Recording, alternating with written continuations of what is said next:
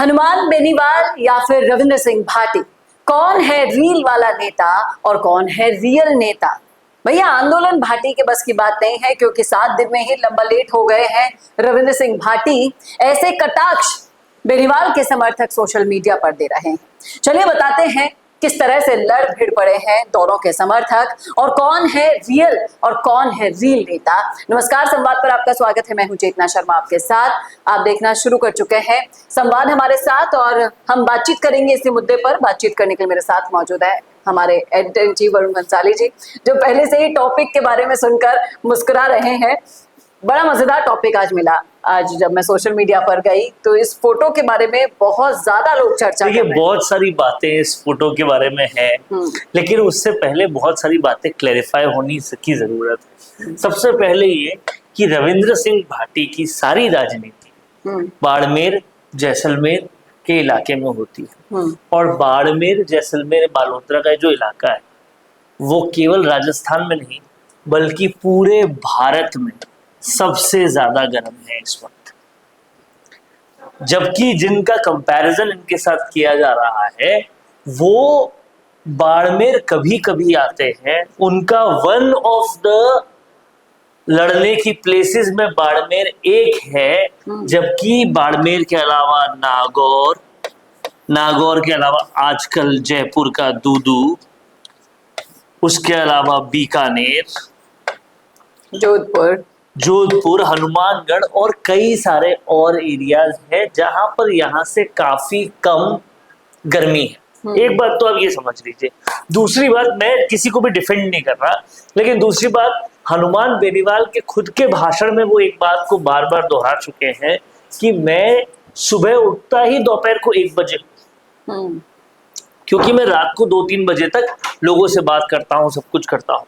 तो वो 1 बजे तक उठते हैं। 4, 5, 6 बजे से पहले किसी आंदोलन में जाते नहीं है। बहुत कम होता है कि जाते हैं, और ये वजह है कि ये भरी दोपहरी हनुमान बेनीवाल को बहुत कम देखने को मिलती है। दूसरी बात, सबसे बड़ी बात, हनुमान बेनीवाल ने, जहां तक मेरी याददाश्त कहती है, आज तक किसी भी आंदोलन में रात नहीं गुजारी है।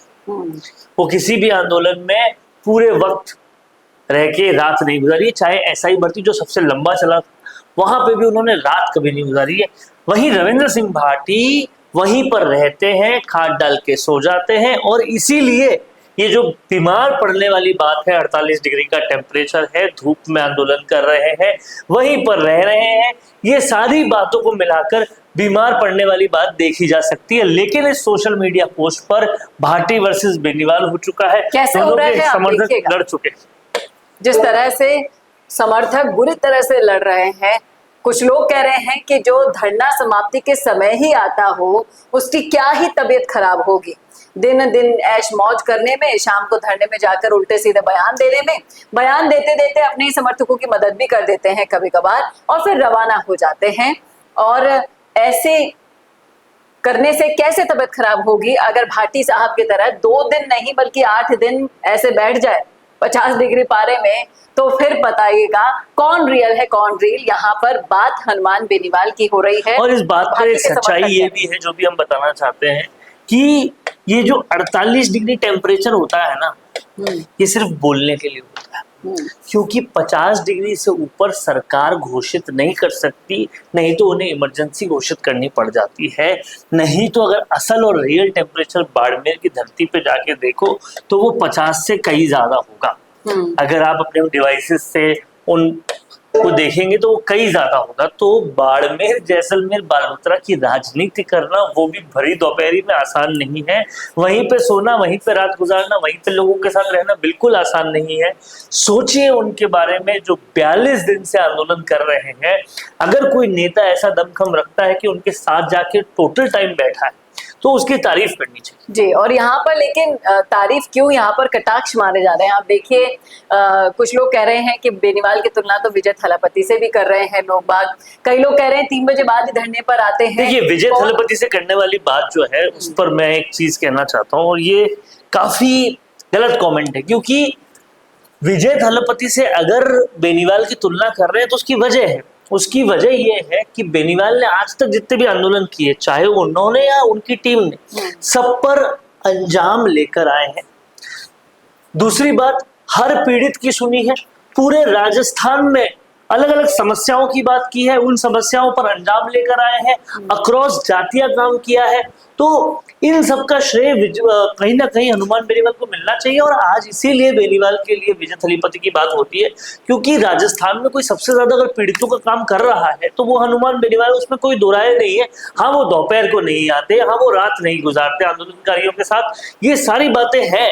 लेकिन हैविंग सेड दैट, ये भी बात है कि सबसे ज्यादा पीड़ितों का मामला जिसने उठाया है, राजस्थान भर में राजस्थान के मुद्दे उठाने का अगर काम किया है, माली समाज से लेकर बिश्नोई समाज से लेकर गडरियों तक के लिए उन्होंने आवाज उठाई है, तो वो हनुमान बेनीवाल है। यहाँ पर लोगों की अगर लड़ाई में आप पूरा अच्छे से उतर कर देखेंगे तो महसूस करेंगे कि कुछ लोग चाहते हैं कि इस नफरत को ना फैलाया जाए।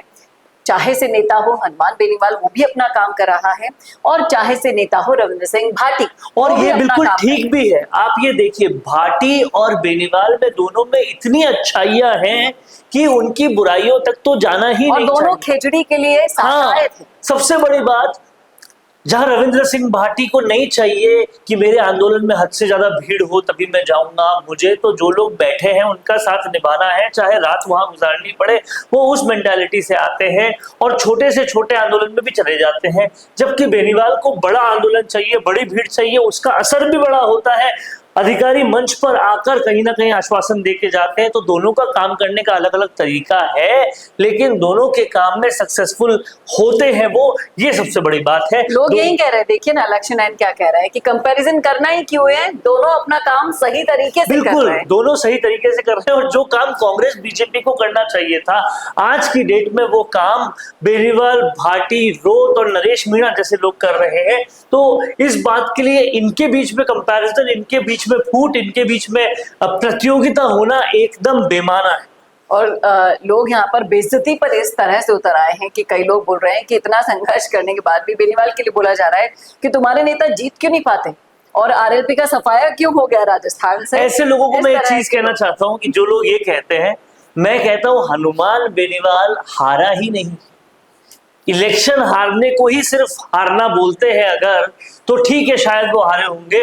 लेकिन मैं कहता हूं मुद्दों पर बात करते हैं। एसआई भर्ती के मुद्दे पर जीत किसकी हुई? किसकी जीत हुई? सूरजमाली के मुद्दे पर किसकी जीत हुई? डॉक्टर बिश्नोई के मुद्दे पर किसकी जीत हुई? जोजरी के मुद्दे पर किसकी जीत हुई? लूणी के मुद्दे पर कौन लड़ा बजरी माफिया के लिए, कौन लड़ा टोल माफिया के लिए? ये सारी फहरिस्त निकाल के देखो। ये मत देखो कि एक इलेक्शन में उन्हें सबने घेर के हरा दिया, वो भी तब जब वो खुद नहीं, उनकी पत्नी खड़ी हुई। और उसके पीछे भी अगर लॉजिक पे जाएंगे तो वो लोग भी सब पछता रहे हैं कि ये किस रिश्वतखोर को हमने विधायक बना दिया, जो कैमरे पे आके रिश्वत ले रहा है, पीड़ितों का काम कर नहीं रहा है। और असल बात ये है कि मोहब्बत की अगर वैल्यू देखनी हो ना, तो एक बार बिछड़ना पड़ता है। और हनुमान बेनीवाल ने जनता के प्रति उनकी मोहब्बत की वैल्यू दिखाने का ये काम किया, और वो बिछड़ने के बाद जनता उनकी वैल्यू समझ भी पा रही। और अलग अलग जोनर के होने के बावजूद, अलग अलग कास्ट से होने के बावजूद, अगर ये नेता किसी मुद्दे पर एक साथ आ जाते हैं सब कुछ भूलकर, तो समर्थकों को भी इन दोनों नेताओं से सीख लेनी चाहिए। जिस तरह से खेजड़ी को ले लो आप, कई सारे ऐसे मुद्दे हैं जिस पर रविंद्र सिंह भाटी और बेनीवाल साथ में आ चुके हैं और एक दूसरे की ताकत का अंदाजा समझते हैं। बड़ी बात यह है, 70 से ज्यादा सीट आपने कांग्रेस को दी। कांग्रेस राजस्थान में होकर रॉबर्ट वाड्रा के मुद्दे पे लड़ती है, राहुल गांधी के मुद्दे पे, राजस्थान के मुद्दों को देखती नहीं।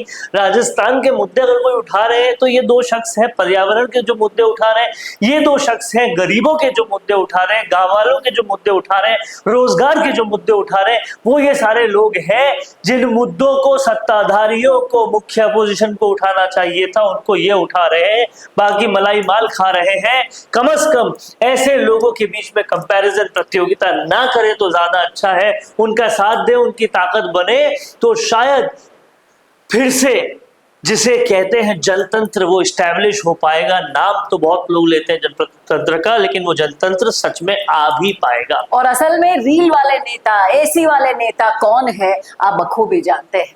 इन दोनों को साइड में रखकर अगर आया है जहन में कोई नाम तो लिखिएगा जरूर राय कमेंट बॉक्स में। कैसा लगा वीडियो बताना ना भूलेगा, और ऐसे वीडियोस के लिए देखते रहिए संवाद भारत का, भारत के लिए। नमस्कार दोस्तों, अगर आप भी रियल एस्टेट में काम करते हैं तो हम आपके लिए लेकर आए हैं गुड न्यूज। आजकल के डिजिटल जमाने के अंदर आपकी प्रॉपर्टी का अच्छा वीडियो कंटेंट होना बहुत जरूरी है। तो हम यानी मिशी मीडिया सॉल्यूशंस आपको प्रोवाइड करवाते हैं एक हाई क्वालिटी कंटेंट वीडियो, जिसके अंदर हम प्रॉपर्टी से जुड़े हुए आसपास की प्राइम लोकेशन और उसकी कनेक्टिविटी को अच्छे से दिखाते हैं। कस्टमर आपकी वीडियो को सिर्फ देखे ही नहीं, आपको कांटेक्ट भी करे, जिससे कि आपकी डील क्लोज होने की पॉसिबिलिटीज बढ़ जाती है। तो कांटेक्ट करो आज ही स्क्रीन पर दिए गए नंबर्स पर।